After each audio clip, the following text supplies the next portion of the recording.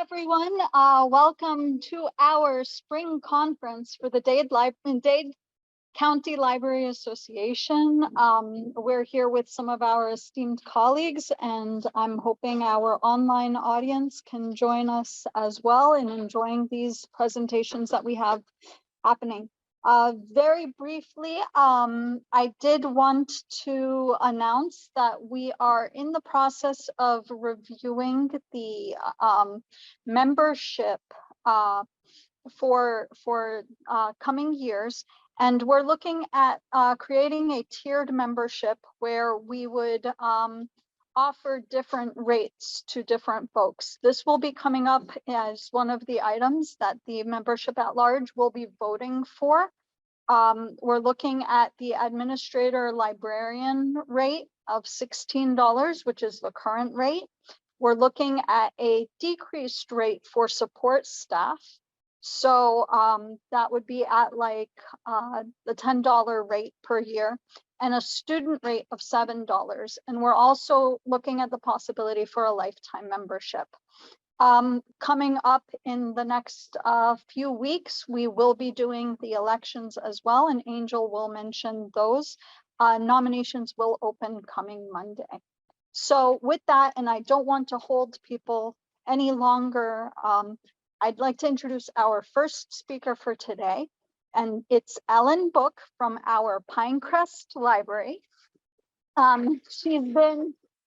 She's been in the library system for 35 years, and she will be presenting about a local partnership program. Ellen? So welcome. Thank you for all being here. I'm pleased to have been picked for a speech today. We're going to put back the PowerPoint in just 2 seconds. Let me tell you a little bit about myself. I'm the branch manager of the Pinecrest Library. I've been there since it opened. I've been honored to do that, and that was 13 years ago. I have been in the library system for 35 years because at 12 years old, I knew I was going to be a librarian. Yeah. So I went straight through the program at FSU, go Knowles, and came out and got my dream job in the business and science department of the main library. And then went into branch management with Coconut Grove, South Miami, Miami Lakes. I filled in at Coral Gables, Miami Beach. I'm a Miami-Dade Public Library System born and bred. So that's why I sort of invent my days.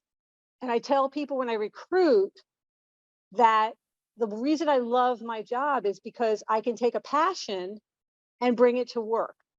And then I can take that and spread it among the community.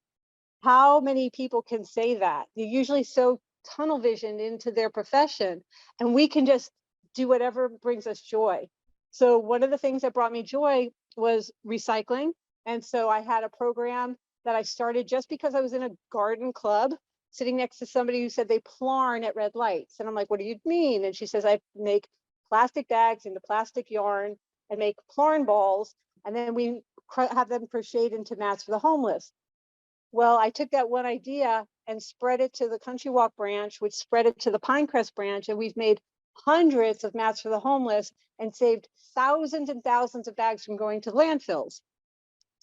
So as I was saying, I was interested in gardening. So I'm a member of a gardening club, but I also in 2011 became a master gardener with the University of Florida's IFAS Extension Service. So, oh, I'm getting the beep. Okay, there. So as you know, for being mostly librarians, we have fabulous resources. Whenever I'm giving my speech, I have 50 slides just about Miami-Dade Public Library System's resources. And then I go into the programs that are either system-wide or from Pinecrest. I make sure that this is our commercial, and I use that time wisely. When I mention IFAS, I'm going to say that that is the Institute of Food and Agricultural Sciences, and it's heavy on the science. So they need us to represent the scientists, and that's what's wonderful. So I have been in Florida for most of my life, over 50 years. And as I drive up and down, I'm looking at these Mount Trashmores. They're big, they're massive. I've never seen one as big as the one that's been south of Lake Okeechobee. And that made me really horrified because they've got methane torches burning off the gas. And I'm thinking there's got to be a better solution. There's 22 million Floridians now, and we're all buying things and throwing them away. And we can keep 20 to 40% of what we are purchasing and put it into a compost on our own property. So the reason I am teaching is because I was a failure at this. And when I started composting, I made serious messes of it. And I made a pure stinky slime. And I want to make sure that people don't repeat my mistakes and get frustrated and throw the whole composter into a Mount Trashmore.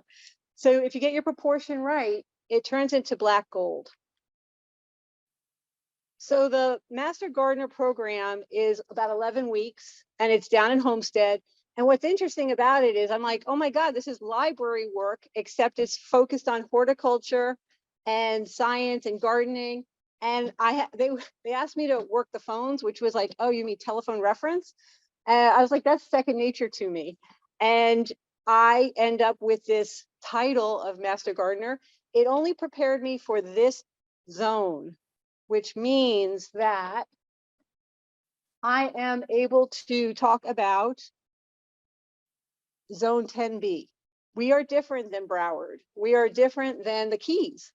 The Keys are 10 degrees warmer than us, and they in the coldest days, and they don't have frost ever. We may have, before climate change, had frosty days, which is why some of the older homes have fireplaces.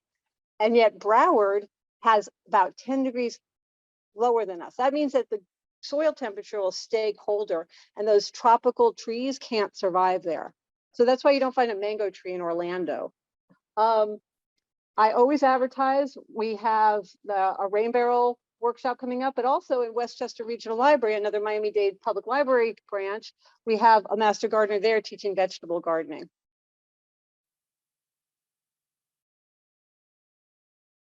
So what I love about the Cooperative Extension Service is that they're very, very thorough.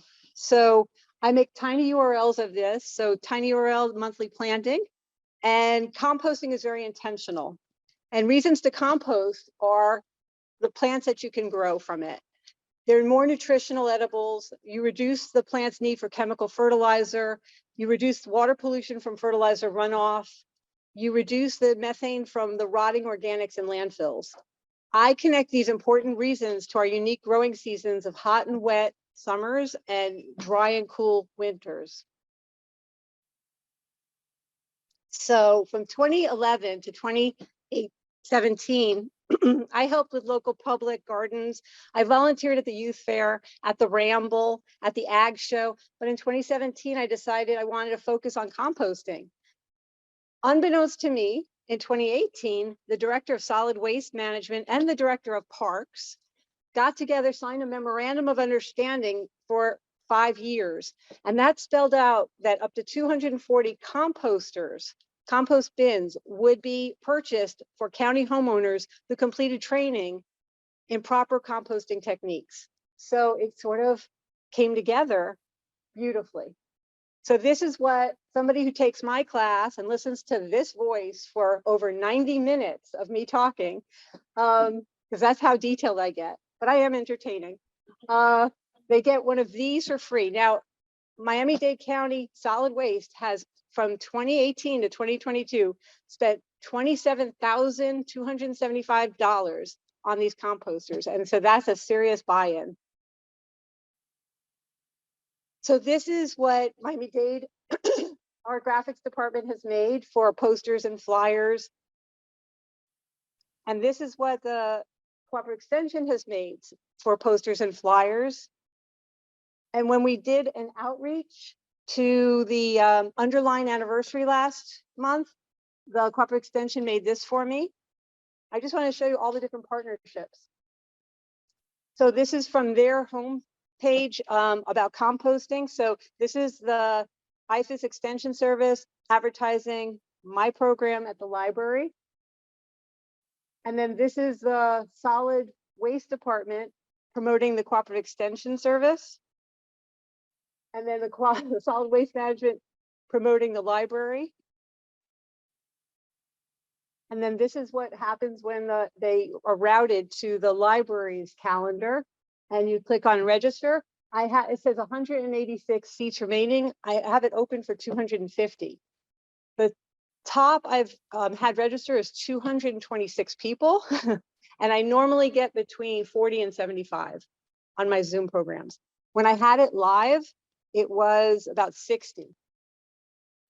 So this is pretty easy. And at the bottom, you have the class I'm going to give next is April 30th. And then after that will be May 28th. So when I group them 4 or 5 at a time, you can register for additional dates or tell your friends and family if they want to register. And it makes it really simple. What's great is that with this partnership, we collect the statistics, but IFAS compiles the program evaluations and the demographic data. When the program was in person, there were piles and piles of paper handouts with hours of photocopying. And with Zoom, it's all done very electronically, very simply, because we hold the voucher that for the composter hostage until you take the evaluation. So I make the voucher, I show a picture of it, but you can't like enlarge it and then hand them out to your neighbors. So we have a Qualtrics evaluation form that IFAS created. We have a QR code that takes you to it. And that was still usable, so I crossed it out. Not that I don't trust you. I make a slide to the presentation. There are about 250 slides. That's why I talk for 90 minutes. By the time I finish talking, I am choking. I am like drinking this because I can hardly be heard. But people can go to my tiny URL, which I change every single month when I give the presentation, so that the programs that I've changed and updated are new. So a little bit about composting. Today's conveniences create an environmental degradation. These one-time use products that we have, it affects the quality of our water, our landscapes, and our climate. So rather than let these problems overwhelm us, the library system provides ways to inspire and connect all ages to community-based solutions. Our programs can create a spark that brings science to patrons, which can result in the patrons doing purposeful and interactive, impactful actions. Partnerships are really the key. The library can do it well, but the spread of who gets to know about this is so helpful from IFAS and the solid waste department. For this composting home at home 101, we tethered the reach of 3 local government entities, and I've trained over 1,000 people to regenerate household waste into organic compost. The library is the host, the master gardener volunteers the teacher, the solid waste department pays for and distributes the prize of a free composter. So with the power of 3, we amplify the program's effectiveness to residents concerned about the environmental consequences of their family's refuse. So if you live in Miami-Dade and have a home and want a composter, register for my class. The next one is April 30th at 2 o'clock. It's a Saturday. And you can register at tinyurl.com/composter free. And this presentation is at tinyurl.com/compost partners. If you have any questions, please.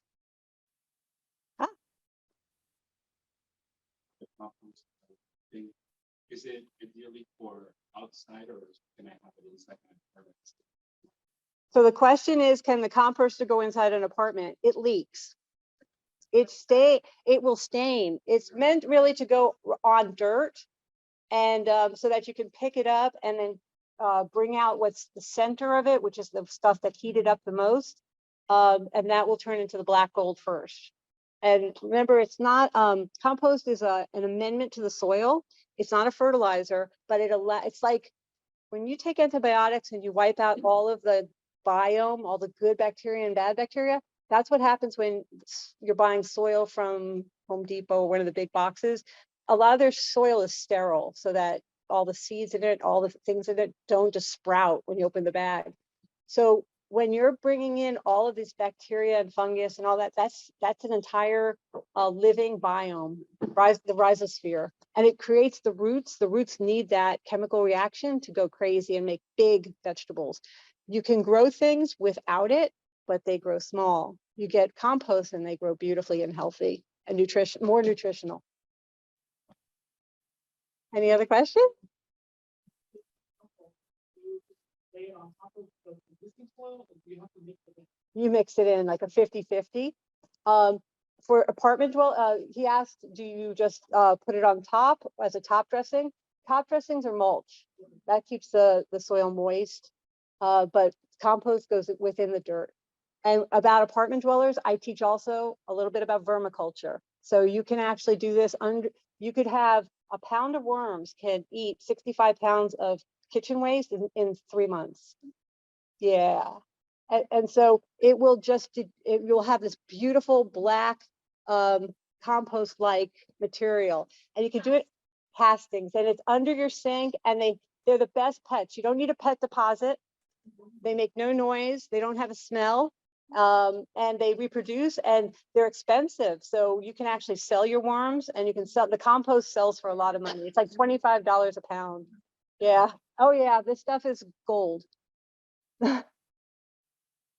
Any other questions? Thank you very much. Follow your passion. So I'd like to invite our next presenters up. And if you can give a quick introduction, since we didn't. Yeah, no problem. All right. Good morning, everyone. I am Israel Sanchez, and I'm the Director of Learning Resources at Miami-Dade College North Campus. And joining me is Alicia Smith, who is our Associate Instructor for Learning Resources at the North Campus. And this is her official last presentation for Learning Resources, because she got a new job, and we're happy for her, but I am very sad. But but we are presenting on the Human Library Project, and this is a concept that was born in Copenhagen, Denmark, and was launched at the North Campus at the beginning of 2020, right before the pandemic. And so when we're talking about libraries serving as community connectors, I want to explain what is the Human Library and why we implemented it. So the Human Library Project really provided a vehicle for us to offer a library program that would help us increase engagement, first of all. And second is to promote cultural, religious, and racial awareness by placing meaningful conversations and dialogue within reach of our students and the community. The fundamental aspect of this project is that it offers the participants an opportunity to check out human books and engage in conversations that incorporate taboo topics. So what are these topics? They include anything from race, religion, mental illness, disability, sexual orientation, gender identity, and drug addiction, among other topics. You might be thinking, so what are human books? So human books are persons from diverse socio, cultural, economic, and racial backgrounds who have been carefully vetted to bring their personal stories to life through constructive dialogue. Human library participants are always encouraged to openly ask questions and engage in discussions regarding these topics. The goal is to challenge stereotypes and personal biases. And the overall goal is to promote healthier campuses and communities. Alicia, who took this project from inception to completion, she's going to give you a little bit more information on the actual logistics of creating this program at a large campus, bringing in the community from the outside. And she's probably going to share a little bit of our assessment and give you more insight into the experiences of the participants. Thank you, Israel. So as Israel shared with you, the Human Library is an opportunity to engage in vital conversations. And conversations are a huge part of what makes us human. In the same manner that we tend to categorize ourselves by those differences that we have, the Human Library gives an opportunity for safe dialogue, conversations that will dismantle all of our assumptions and allow us to look deeper at the person. So being able to do this and to look at all the elements that make us who we are. And I just wanted to share a little bit more about what are those topics, right? Because as you look at that, you can see yourself fitting into any of those categories. And it lets us know that although we're unique in some ways, we're not so very unique. There are going to be those commonalities. There are going to be those areas where I can identify with you and you can identify with me. And if I don't know about one of those areas, the Human Library gives me an opportunity to find out more. And it's through finding out more about becoming more literate, becoming more understanding of one another, that we grow, we connect as community members. So, as Israel said, I had the opportunity to take this larger concept that's happening globally and bring it to the North Campus Library of Miami-Dade College. We had a grand opportunity to actually connect with high school students because we partnered with Student Life for the African American Read-In. And luckily enough, prior to the pandemic, we were able to stage this event. So what happened was there were about 4 local high schools, 215 high schoolers on campus, and we were able to have access to approximately 90 of them to operate some breakout sessions. So a lovely room, round tables, human books at each table, and students had the opportunity to check out a book. They're able to do this based upon interest, right? Because there's only a certain amount of time that we have available to us. What I did was, in a similar fashion to, going to the library, perusing the shelves, the students were able to peruse some of our book titles.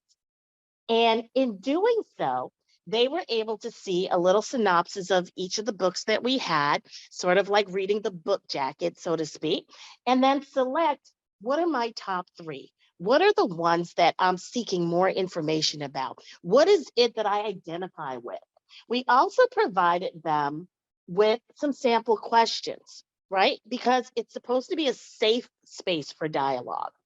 And the interesting part about the human book concept is that the book has their rights as well. The book is able to not answer a question if it's too personal or it's, just a little bit too much of a trigger for them. That's okay, because again, it's safe for me to share my story. Just in the same manner, it's safe for you to inquire more about it. So students were given some sample questions and they knew the ground rules, right? We're engaging in conversation, we're supporting one another. It's a learning experience. But most importantly, someone is being vulnerable. Someone is sharing their journey, their story, their struggle, their opportunity to break a barrier, right? So you have to respect that. And you have to have a commitment to be willing to learn. So if you look at here, you do see the guidelines, right? And it tells you how to treat your human book. It's about treating them with dignity, right? You're responsible for the preservation of it. So we want to return our books in mint condition, right? They're being loaned out to you just like a regular library. And we want to, and if you look at number 4 here, return the human book in the same mental and physical condition in which you received it, right? It's about connecting, it's about communicating effectively and working together, so that collaboration piece, right? And it's a conversation. It's that time to test your preconceived notions, push against those assumptions, break down those prejudices and those barriers, and really come to understand one another human to human. And I didn't realize how poignant this opportunity was, right? Because shortly thereafter, the pandemic, when we became more isolationist. If you see our poster here, you see there was that April date because we intended to expand the concept across our campus. We had book volunteers, faculty, staff, students that were going to be a part of this and open themselves up to share their human story with whomever wanted to partake in the exchange. So during this particular session, as you see, each roundtable represented a book, and those are those book titles there, Working with Survivors, Going Beyond Sexual Assault Awareness. And it was interesting when you watched the manner in which students gravitated, right? And apparently, and it was new to me too, many of them went for that first book title. We had a double ring around that table. And the stories that were shared, not just from my human book, who was a survivor of, a sexual assault, she was also an MDC faculty member.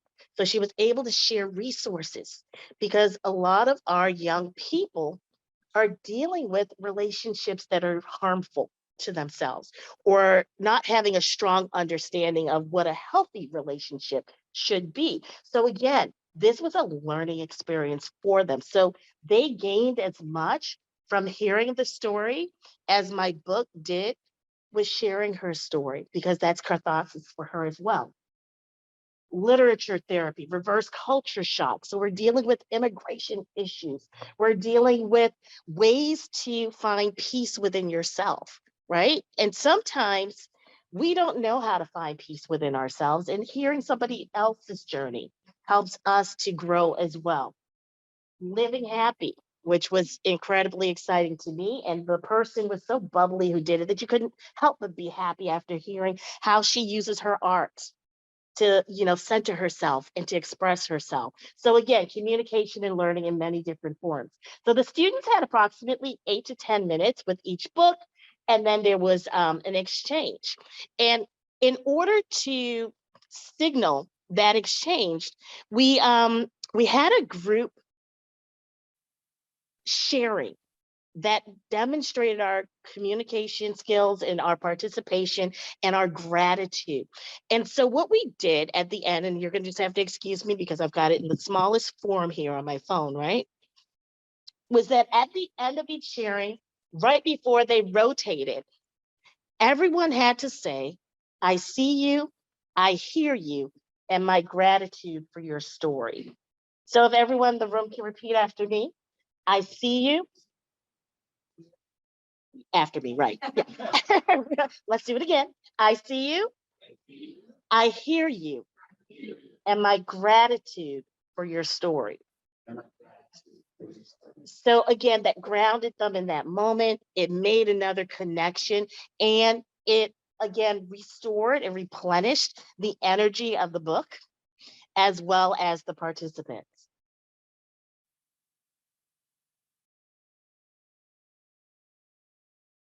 So as any good institution, we have to have our data, right? We have to know how successful were we with our goals, our intent. And so the students were very kind. Of the 90 that participated, approximately 70 responses. Not bad out of high school students. And trust me, it was your exit ticket. You do not leave my space until I have some information, right? So it basically just wanted to know if this experience made them think differently, just in general, because think about that average high school student. They're sullen, they're closed, they don't want to hear anything you have to say. And then they had a metamorphosis during this experience where you saw them sitting upright, you saw them leaning in, you saw them asking questions, you saw them lingering at a table. So that let me know right there that they received a gift through this exchange, right? An unexpected gift. So then the next question really said, well, if it made you think differently, what did you think differently about? In what manner? And if you notice, the vast majority said, well, you know what? I'm thinking more about not just differences, but similarities. It's okay to be different, right? But we also have these common threads that weave us together, right? As a tapestry. The other thing here that was a lot was actually college, right? Because of the fact that some of my books were college students, and Miami-Dade College has non-traditional college students. So it let or validated these young urban high schoolers validated their existence and their opportunities because they saw that there's not a prototype for the college student. And so for them, it triggered or elicited more interest. 99% of them felt that sharing personal stories can help lessen prejudice in diverse communities. Think about all those possible topics, whether it's about PTSD, whether it's about depression, whether it's about sexuality, right? We have our preconceived notions, but are we willing to challenge them and really educate ourselves and inform ourselves and learn more? And what was heartwarming to me, the suggestions and other feedback, more time. They wanted more time. More time. I didn't get to see I didn't get to check out more books. I wanted to know more. I mean, it was just amazing watching the college students who were books, exchanging contact information, email me, text me. I don't mind talking to you further. This was great for me too, right? Just knowing my experience is going to help someone else. So in closing, the human library, in whatever format you take, and it can be as small as my little breakout sessions, it can be a large scale event, right? It's just about connecting humans. It's about working with one another to understand each other, to support each other, and to grow and to communicate effectively. And as we are exiting the pandemic, right? Restrictions are being removed. There's an even greater need for us to learn how to communicate effectively, respect one another, and treasure one another. So, in closing, again, I'd like you to say after me, I see you, I hear you, and my gratitude for your story. Because we all have a story in this room. Thank you. Any questions? I am open for questions if you have any. Yes.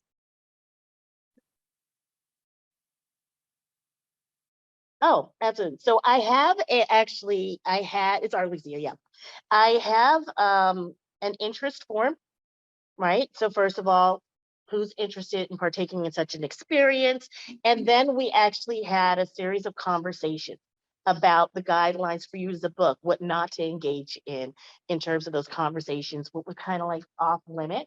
Like we don't get into politics, we don't get into reinforcing our own prejudices, of course, right? So really working with them on crafting their story. So once they've decided, hey, I want to partake, here's what my story is, it actually went through me, the written form, the kind of a scripting, let's talk about it, what's off limits for you as the book as well, so that we can keep your story on a tightly woven path so that we can preserve you as well. So that essentially was a part of that vetting process. So that's all pre, checkout day. So did you do it one-on-one or was it? Exactly. It was small groups for this particular session just because of the large numbers and the small amount of books. We only had 6 books and 45 students at a time. So we just did the round table. You can do it even smaller where it's one-to-one.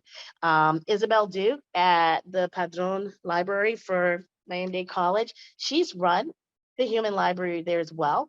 And the one that I attended that she hosted was much more intimate, where there were only like 2 people per book. So it can be as small, it can be conversation tables, or it can be large, where you've got round table groups. And I also had moderators. So they were people that I had worked with who were monitoring each table group to ensure the book was still healthy, the questions were appropriate, and to maintain the safe space. You should still do it with on Zoom with breakout rooms and just breakout rooms to work together if you can't get together physically. If you were to do that, and yes, that's a great adaptation. If you were to do that, I would recommend having a moderator in each breakout room because again, sometimes the conversations can truly be so personal that you want somebody there to moderate that space. In reality, I did not during this session. did anybody let you know use that? Not that I know, no, because most of them were, your immigration stories, it was your college journey.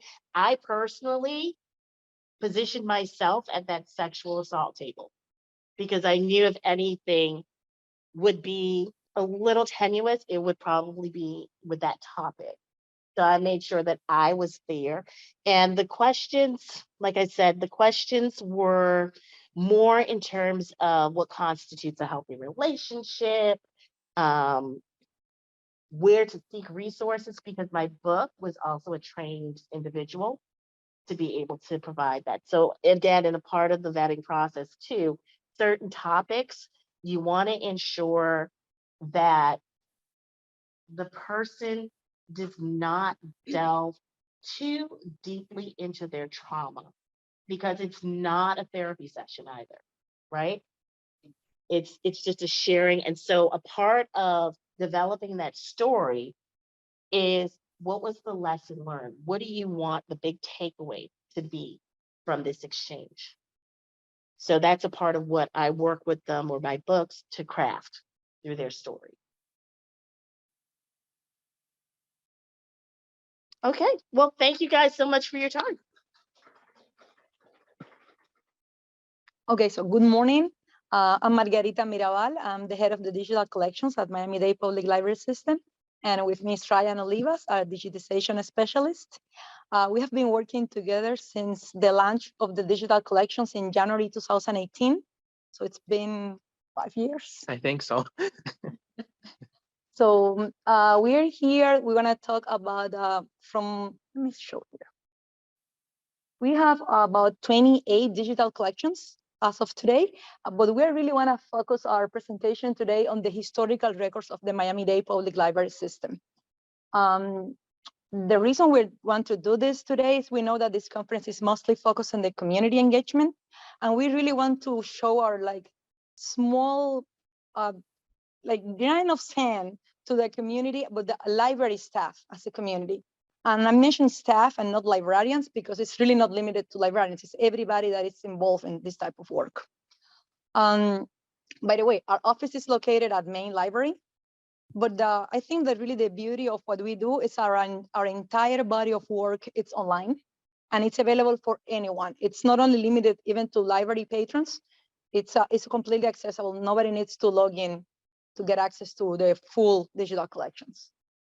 So briefly, the way we work generally, our digital collections many of them come from the special collections and our permanent art collection. For special collections, mostly what we do is we digitize exactly what they are on those collections. So some of the digital collections, like the first one, the Gleason Wade Romer photographs, or the Agnew Welch scrapbooks and Miami Beach Trail state listings, we replicate exactly what we have on special collections. We even follow the same order that the stuff are organized in the archival box or on those drawers. So it's really what you're seeing here is basically pretty much what is in there. But we also have other type of collections. We curate some of our collections. And to be honest, at a personal level, for me, that's more enjoyable because we do that role of collecting items from different sources to create a digital collection and put things together that otherwise there's no way to find them in the same place. And that is the case of the historical records. And then Ryan is going to talk more about that. And so as Margarita mentioned, one of the main collections that we do, it's our own, the historical records. So we get most of the items from the special collections department at Main Library, especially from the Helen Muir collection, the media relation tapes collections, and the Cuban collection, because we also have a Cuban collection. Also from the different branches across system-wide, we have 49 branches. So when they have been remodeling the branches, like for example, West Flagler, they found historical items. So like scrapbooks, photographs, also from the director's office. They've been cleaning up and organizing because they're going to move, and they've been finding some historical items from dedication ceremonies, pamphlets from back in the day. The graphics and marketing department from the library system also have their own archive down in the basement, and Miami-Dade TV. Miami-Dade TV, it's mostly on YouTube. We put their videos in our collection regarding the library collection and other collections. Also from the Wilson Archives. The Wilson Archives, the foundation, the foundation was in 1984, established by longtime WTVJ anchor Ralph Rennick with partnerships with Miami-Dade College and the library, and it was hosted downstairs in the basement. For example, this is one of the many materials that we have in our library collection. So we have photographs. They're usually in color or in black and white, 8x10. Videos, as I mentioned before, from the Wilson Archives. There's a screenshot of a video that we have live in our website from back in the day, from the 70s, when the library system used to have an art mobile. They used to go around South Florida with artwork. Yeah, yeah, yeah. And yeah, so the painter is the one painting. His name is Lowell Newsby, a famous artist. And a bunch of his artwork we have in the library system, and also his artwork is in New York, in American embassies across the world. Also newsletters. The newsletters came from the graphics department as a donation. So those were like the official newsletters from the 90s and early 2000s. Also the scrapbooks. We have tons and tons of scrapbooks. The one shown here is from the West Flagler branch. When they were remodeling, they found that scrapbook in the attic. It has been stored there since like for over 30 or 40 years. And we found this gem.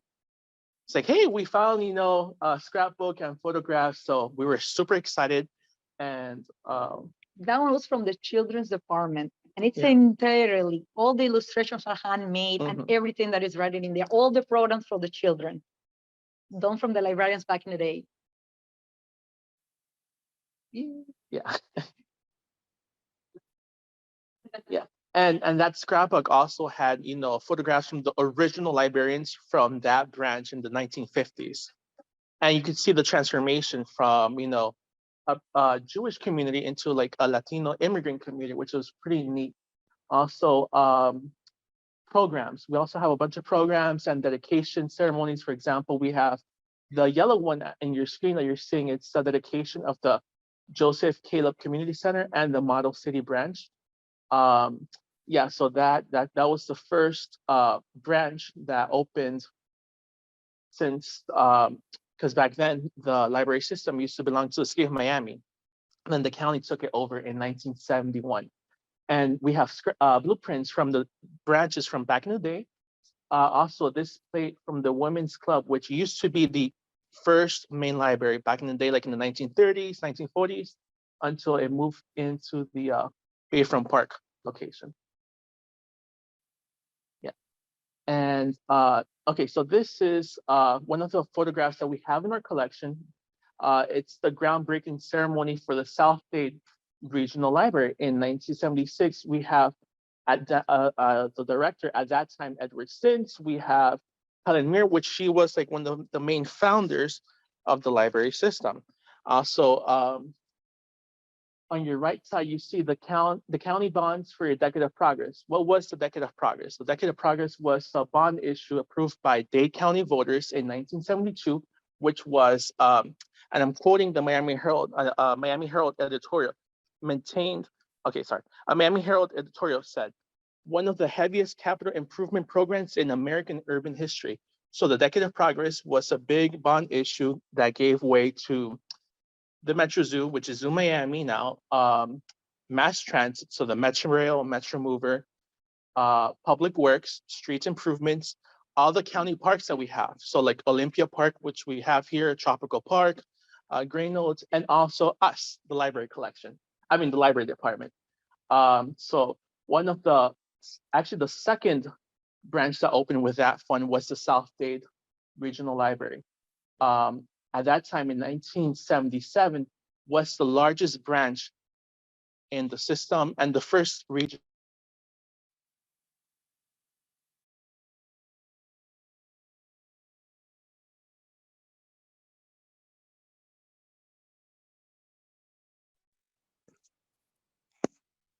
Yeah, and Southlake has served Cutler Bridge for many decades also.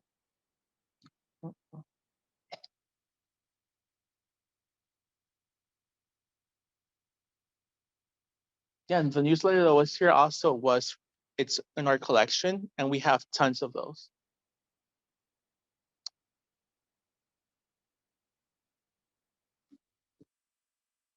It's gone.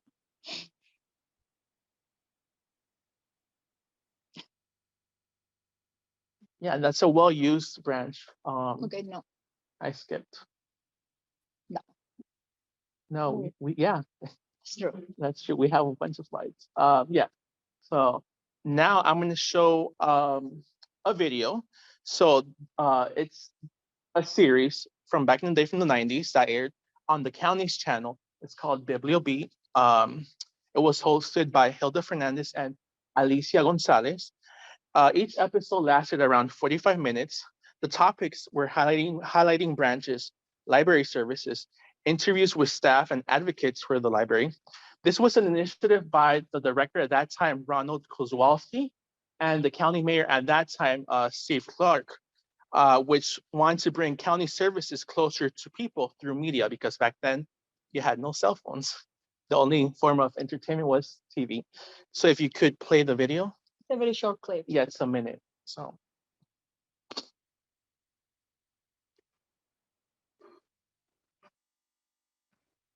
Funny thing, there are many of those kids that are still library staff when they're very young.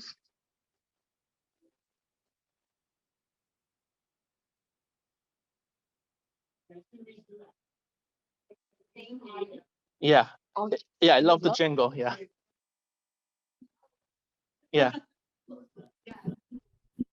And, yeah. And I don't want to share this, but Ellen was one of the episodes. Yes, Yeah. young Ellen. Oh, you Young should have Ellen. brought that one. Yeah.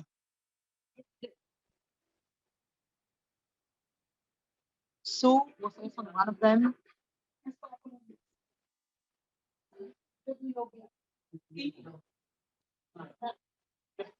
This time next year.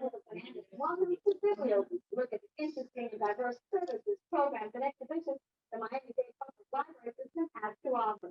Our first stop today, the world's first library on its elevated transit system.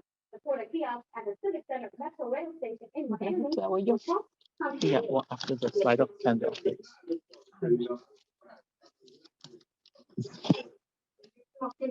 This is a library, free book, you mean a public library? And I tell them, sure. There is shock and a little bit of confusion. Commuters getting off at the Civic Center Metro Rail Station first see the Porta Kiosk. 400 square foot modular structure, which occupies a mere 10 by 20 feet of space, stands next to the escalators that take busy commuters to and from their jobs or appointments at the nearby hospitals or courthouse.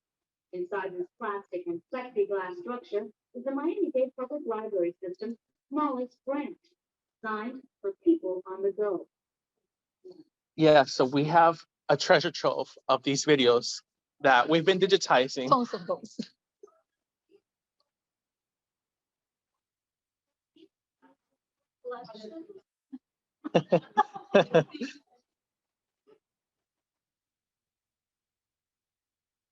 So since we're here,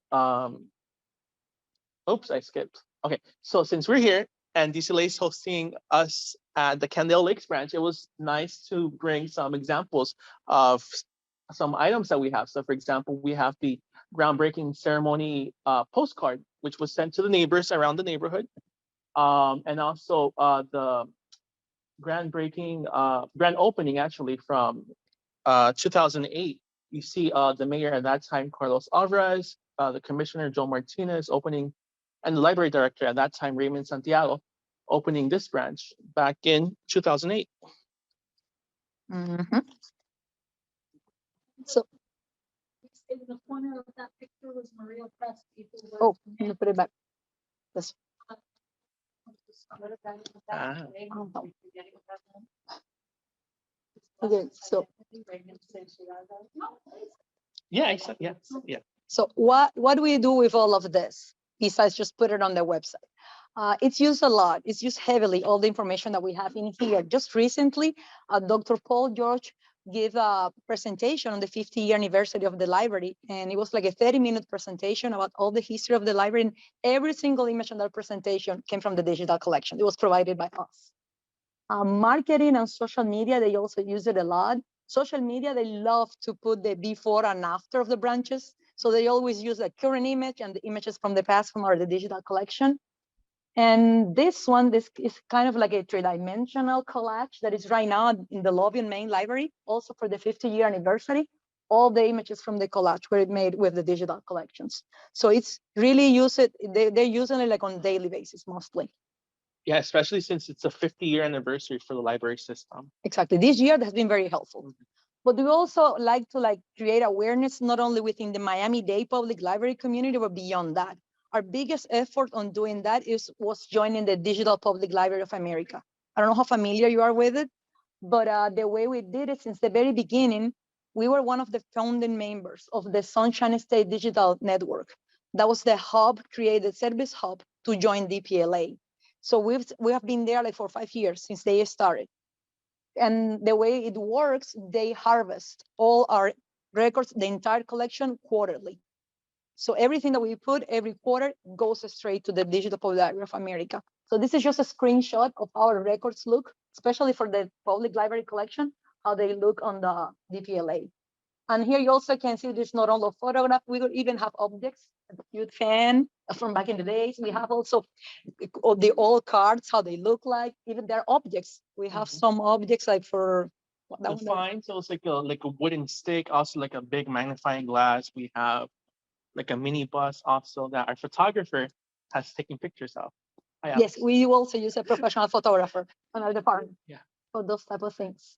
So why is this important? Technically speaking, it's part of the circle of every digital collection.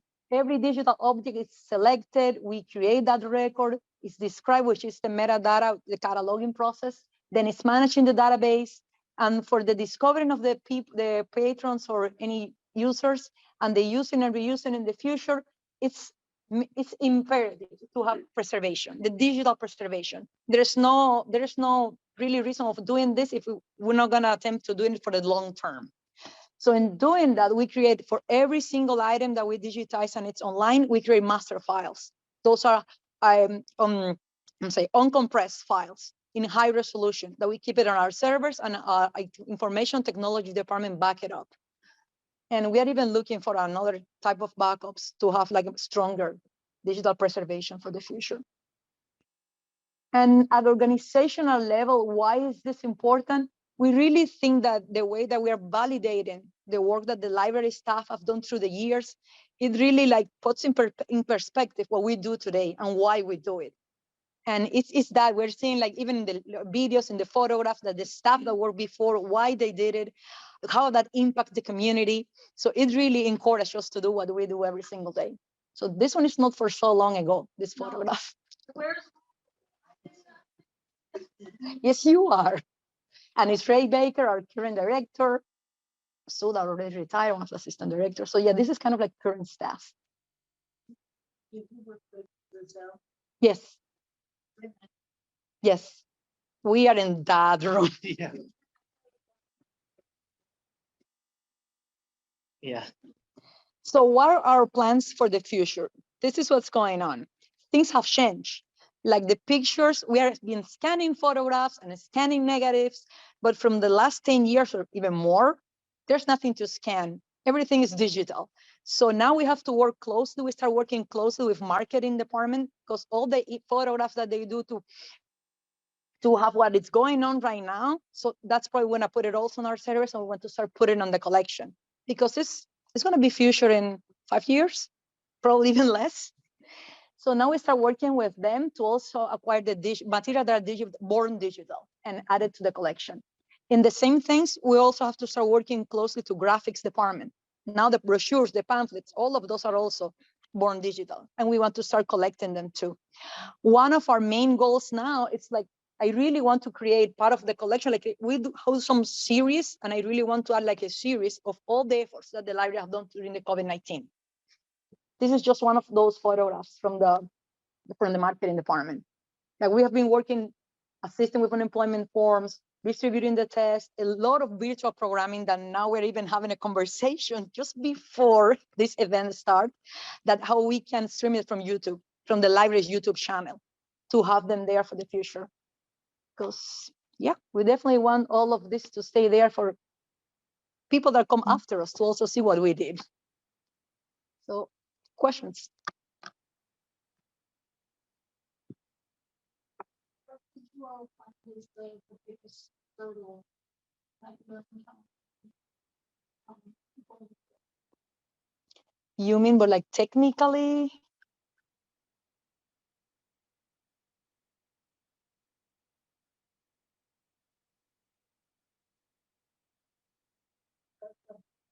Where you guys I think like developing the collection. Now it's getting harder because of that. It was very straightforward process, like, oh, whatever it's in those boxes is the old stuff. We digitize them, we put them there. Now it's that. Now exactly. Now we have to look for it, like who's doing history right now. So now we're realizing that it's marketing department, it's graphics department. So now it's not only going to the basement and search on the boxes. So what is the documentarian role of digital collections? For the library? Yeah, what is the documentarian role? I mean, obviously you mentioned the flyers and the marketing and all of that, but what other things should library staff be possibly forwarding to you To all us. so that you have the knowledge of what's occurring? Probably we have to find a way to get more in contact with the branches, because sometimes we're not fully aware of what's happening at the branches. And yeah, if they're doing some programs, some things that they want us to document, we need them to contact us. So yeah, probably we need to get more in touch with the branches. That's something that it should help. You only collect history, like living history from like UPLS, or you do it from Miami as a whole, like India. That's a good question. For this particular collection, it's only the library, because this is the records of the library. But we are right now actually working on a project that's still in, so this is kind of like an announcement of something that we're planning to do. A sneak peek. Exclusive. Yes, An it's exclusive. actually, it's going to be probably our first program. We're trying to do a community memory program. So we're working on it right now. It's going to work as a program. We want like once a month, people to show up. The pilot project is going to be at Main because it's where we have all our equipment, but also part of that is figuring out how to go to the branches. So people coming and showing, we want to start like with photographs, but I'm like, I'm more open than photographs. It can be whatever you think that is relevant. The idea is create some sort of ancestry type of local. So that's what we're trying to do. So it's going to be like once a month in the pilot project to see what's people bringing and see what it's interested. So yeah, that's the idea, to start engaging the general community.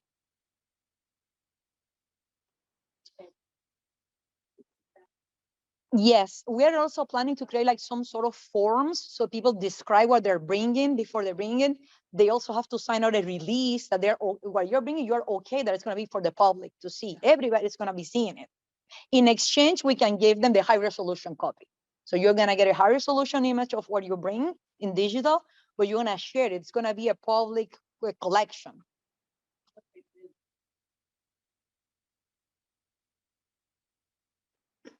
Home videos. With the videos.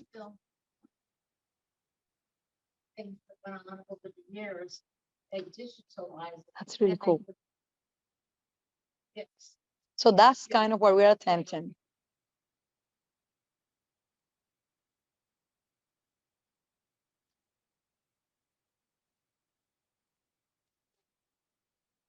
Oral histories could be like second phase.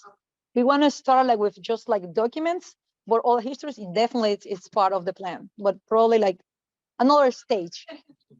But definitely yes. Actually, that I think right now is what we lack in our collection, oral histories. So we have to definitely work on that. We would love to. And I saw your face when we mentioned the art mobile. I didn't even know about it until we started working on the collection. We started seeing the pictures, the videos. I'm like, this was really cool. Yeah, I had no idea until like I started working because I've been a user for the library system like my whole life because I grew up here in Miami and I had no idea. And it seems so cool because it's an art mobile that goes like throughout Miami.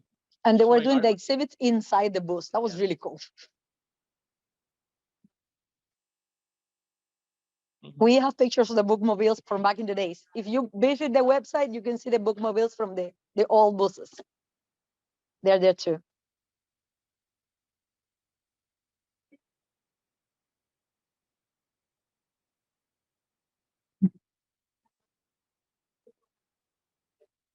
And there's some great articles, beginning articles of this historical, like, you know, it'd be great to look at building like an article with some of the documentation that Griffith provided as resources, Well, kind of share.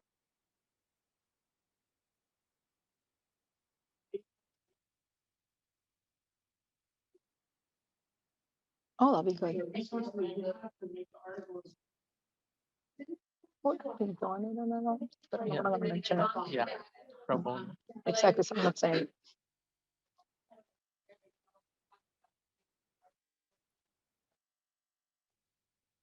Everything in the collection, I'm saying like the entire digital collection is not only the public library, it's free for everyone.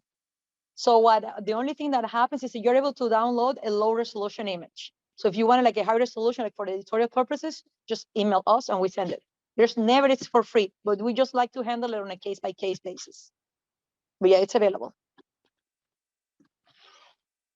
Thank you so much. You're welcome. Good morning, everybody. My name is Dinah Cortez, and I am the project media instructor at UMake Miami, which is one of our maker spaces.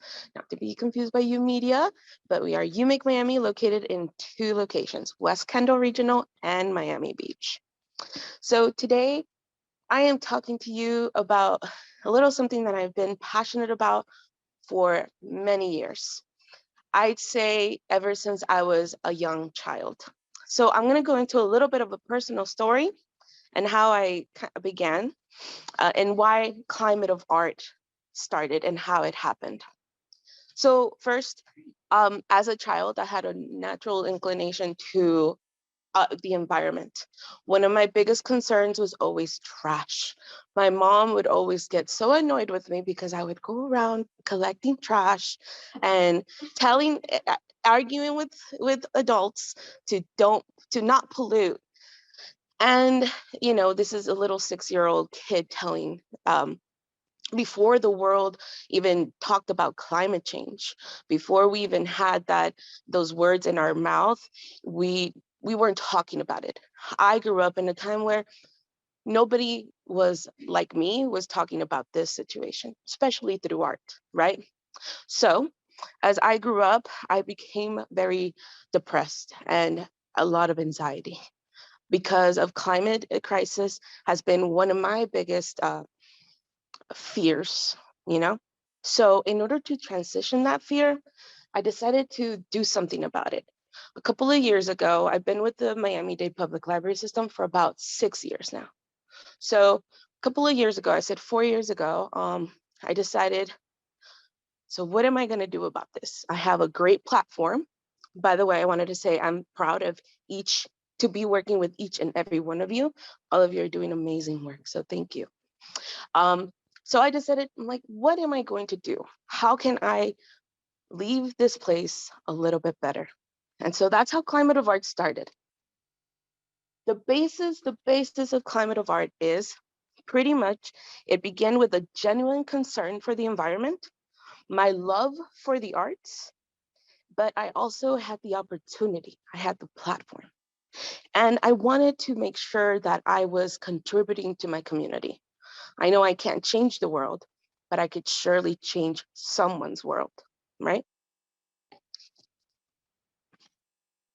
This is an example of one of the classes that I did during COVID. This was online. It was quite challenging to get patrons to participate and also from home and gather their own materials. So the main purpose of Climate of Art is to talk about climate crisis instead of facing it with fear, talking about it through art, which makes it a little bit more digestible to the viewer and to the person who is creating the art, especially for the younger generations.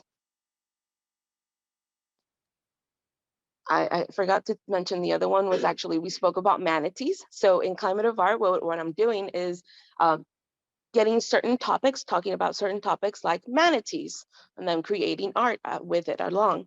This one is about the sea turtles. So we created sea turtles and spoke to experts. We actually spoke to the Miami-Dade County Sea Turtle Conservation Program, and they did a small webinar for us.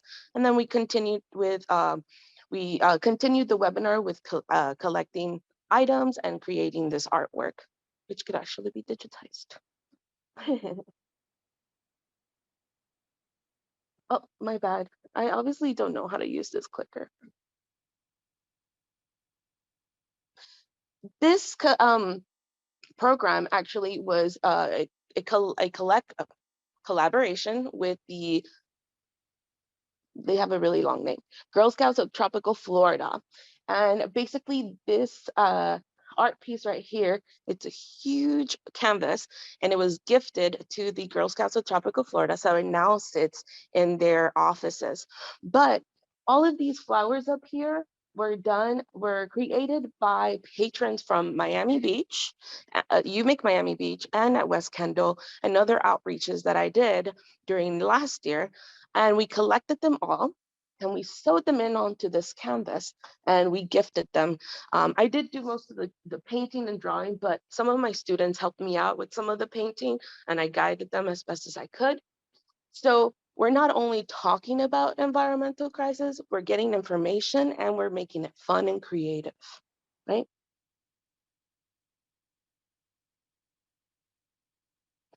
Last year, I had the privilege of working with Ms. Irela Bagué. Do you know who Ms. Irela Bagué is? Oh, you see, this is why it's okay, because this is exactly what Climate of Art is. The whole purpose of it, aside from talking about climate crisis and what's going on in the world, we're focusing what's going on in the community, Miami-Dade County, right? So Irela Bagué is actually our first Miami-Dade Chief Bay Officer. Let me let that pass by. And she is in charge of overseeing the Biscayne Bay Task Force.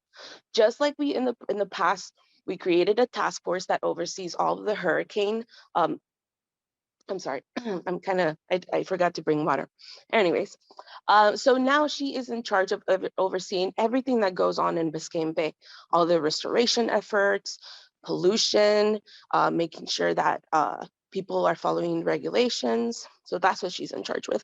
Last year, she talked at the Climate of Art online. It's an online conference. I had over 12 presenters and we did live art with them as well with the students. We had over, I believe in total, we had over 150 viewers, which was it was an amazing thing. I was like, I would have been happy with 5, but because I know Zoom was very challenging.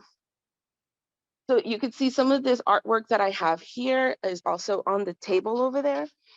These are some of the sculptures that I created. But these are the prototypes that I created so that my students, I could teach them what we were going to be doing, right? Actually, this year I'm going to be doing those because those were a little bit more difficult to show online. It's got to be an in-person thing.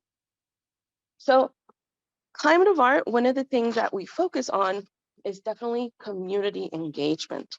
We are connecting not only with our local patrons, but we're bringing in organizations like the Clio Institute, Catalyst Miami, Send It for the Sea, and all kinds of other organizations that are currently actively working in our climate crisis that we are experiencing now. So, and as you can see, we have Olivia from the Clio Institute. She came in and gave a speech about Climate 101, talking about the climate science and why we must pay attention to it. After that, I usually tend to have my kids, this was prior to COVID, if you could tell, nobody's wearing a mask. And so after they had of lecture, what I do is take out all the art stuff and have them create artwork. So we'd focus on topics like the sea level rise, the extreme heat, which is also coming. Actually, yesterday was our first extreme heat day. If any of you know, I will be talking about Ms. Jane Gilbert as well. I don't know, do you guys know Jane Gilbert? That's another one I'll talk to you a little bit more about. So community engagement, civic engagement, getting involved in what the environmental crisis that we're facing here in Miami-Dade County, that's what Climate of Art is. Oh, that was not supposed to be there. So what we're doing, we are creating environmental leaders. My bad. I'm telling you guys, I do not know how to use this clicker. I'm giving you all of the goodies before anyways. So we're creating environmental leaders. We're building teamwork. They're obviously using their critical thinking skills. And we are creating climate literacy, which climate literacy focuses more on the science of the environmental crisis rather than the doom and gloom of it, which is something that I found that when I first started Climate of Art, my students tend to focus a lot of the doom and gloom and this dystopian future where everything's polluted. So I had to kind of reevaluate this year as to what I was talking about and how I was expressing it. And so this year, we're going to change things a little bit. And hopefully I could go into the next one. Oh, yay. Oh, I'm supposed to point that way. So this is from 2 years ago. We had a day where it was full of family activities. We had the Climate Crusader come in. He did some plastic recyclable planters. We had this is a patron who wanted to sing and be a part of it. And he did it, out of the kindness of his heart. So his music relates to the environment and climate music. So I was like, perfect. Those are my 2 students over there. They also worked along with me. And then we had a live painter, Miss Sarah. And that was a lot of fun watching her paint and incorporate recyclable items into her paintings. And then this one up here, this is our community artwork. So collectively, my students, a group of students, created all of this artwork, and the name of it is a sea world, a plastic sea world. So everything is created out of plastic.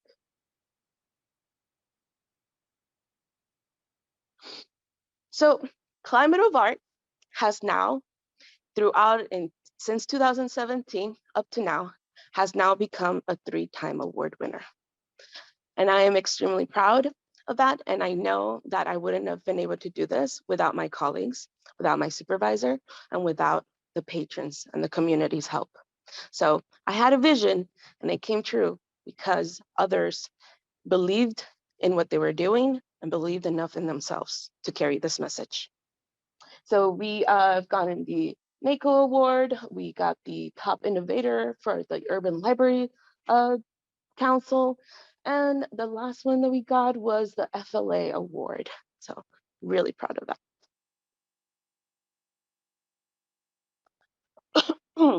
So what's going to happen for Climate of Art in these coming years? Like I was telling you, a lot of people are focusing on this dystopian world. My students, more than not, they talk about these cyberpunk future. They love the aesthetics of it, but they neglect and they fail to realize that in this dystopian future, everything's polluted. There's no drinking water. The air is not breathable. We are pretty much living in garbage, right? So this is the cyberpunk future that everybody's attracted to. Personally, myself, not interested. So what am I doing this year to change that perspective? I want to approach and invite everybody to start looking to a solar punk future, a future that is the opposite of where we could possibly be moving into. Because not only is it important I tell my students, not only is your diet, your daily diet important, what you put into your body, but what you see and what you hear is equally as important. Who you surround yourself with is equally as important. And so this year, I want to make sure that we are leading into a more positive and more optimistic future, which is the solar punk movement. So solar punk movement is a fiction right now. It's just a literary genre. But just like anything, you know that we have the power to create it. Anything in this room was once in here, which means we can actually manifest it and create it, right? So this solar punk future talks about ecology harmony, energy efficient technology. We're focusing on finding solutions rather than focusing on the problem. And of course, this is going to lead us into design thinking. We have, I think this is my last slide, so I don't want to take it. I don't know if you've all heard of Mr. Stefano Boeri. I might be butchering his name. It's here. My bad. I covered that with this. But he is the one who started the vertical forest. And it started in Milan. Right now, China and Shanghai, they're starting to implement this, vertical gardens as well. Singapore. One of my biggest dreams and goals is to get Miami-Dade County to move more into this future. And so this is what Climate of Art this year is focusing on. We're going to be talking about a solar punk future. What if all of our efforts, the Biscayne Task Force, the Climate Heat Health Task Force led by Jane Gilbert, who is our first Chief Heat Officer, what if all of these active efforts that we're doing actually make a difference? And so this year, Climate of Art, I will invite you early. I will give you the date later on. We are focusing on a solar punk future instead of a dystopian future. And we're going to be taking place in 2060. So we're going to invite you to a Miami-Dade County of 2060. And that is my presentation.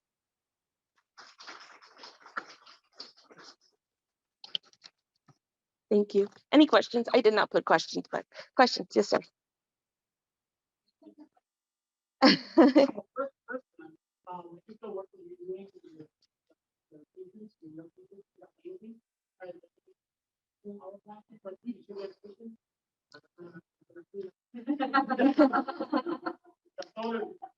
La solar panel. Thank you. Yes, sir. Is, so how do you do this, or how did you do it during the pandemic? These interactive workshops where people are creating art through Zoom. Like if they're punching their own, like, how they're, how does that work? So I knew that in order to make this work, I had to make it as easy and as simple as possible for the patron. So I focused on everyday items in your house, which was a little bit of a trouble for me because I try not to buy plastic. And so it's difficult. So what I did was actually ask my colleagues to collect them for me. And I did give the options to the patrons who were registering. I did have some of them come in because I collected so many bottle caps. They would come in, grab them, and take them home with me if they were near in the area. If they were too far, then they would actively try to collect them themselves. So I really just try to not make it difficult for them to find those items. That's really what it was. Any other questions, comments, concerns?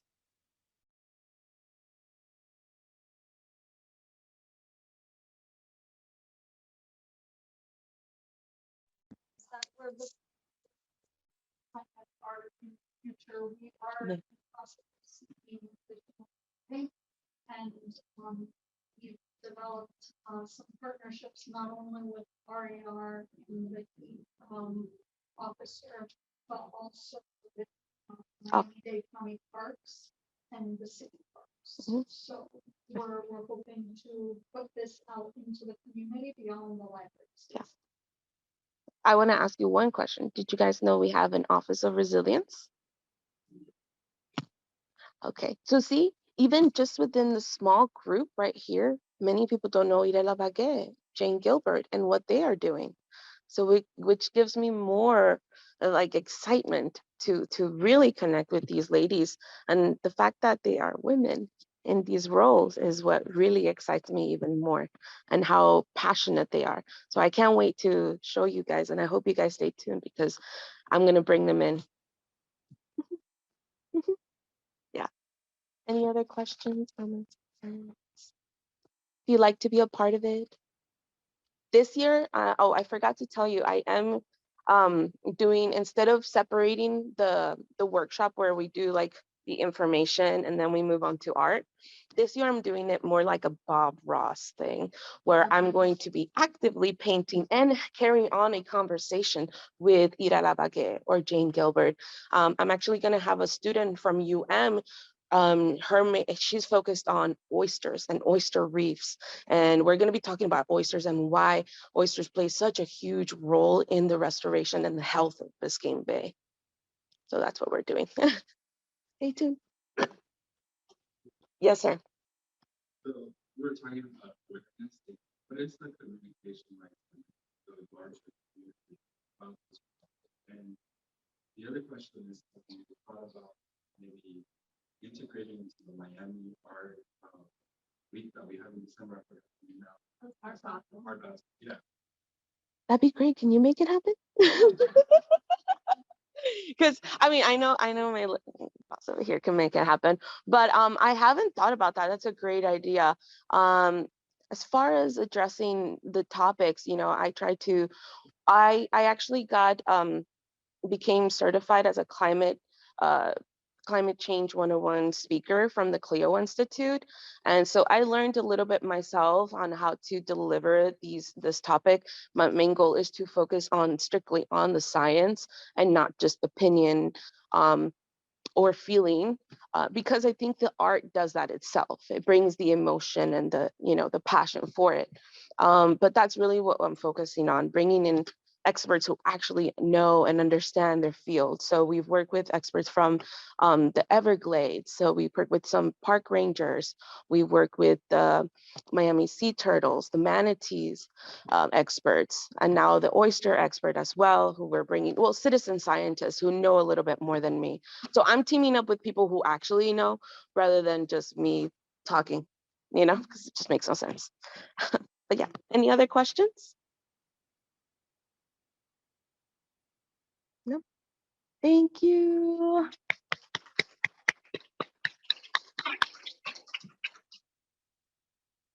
No, I just have a final message here. All right, and now my 3-hour presentation. No, I'm just kidding. Let's give another round of applause for all of our presenters. Thank you so much. So thank you for coming today. We really, really appreciate your support for DCLA. And today's day was just filled with tons of great professional development information and a lot of networking. And thank you to those of you who are joining us online. This presentation, well, all of our presentations today will be posted online for those of you that were not able to join. I do want to make some quick announcements before we go. Elections are coming up this year. And so that is going to happen starting next week. The nomination form will open up for anyone that would like to run for office. The positions that we have available are Vice President, Secretary, Treasurer, and Director of Marketing / Publicity. So if you're interested in any of these positions, any DCLA member is welcome to apply. The nominations will open from April 11th to May 6th. And then voting will start from May 23rd and run all the way until June 3rd. We will send you all this information by email with a link to the form by next week. And then the ones who win the election will be announced. The new board will be announced during the August summer luncheon. We don't have a date for that just yet, but it's most likely going to be in August, like usual. So we'll give you that information soon. And lastly, you see there's a QR code here. Please take a moment to take the survey that we have online. You can access it via this online QR code. I'm also going to post it for those of you that are joining us online in the chat. This information really helps us a lot because it tells us, if we're doing a good job with these events, what kinds of things you might be interested in, any feedback you can give us, any suggestions, we really welcome it, and it really helps us to develop outstanding programming for you in the future, okay? So with that, one last thing.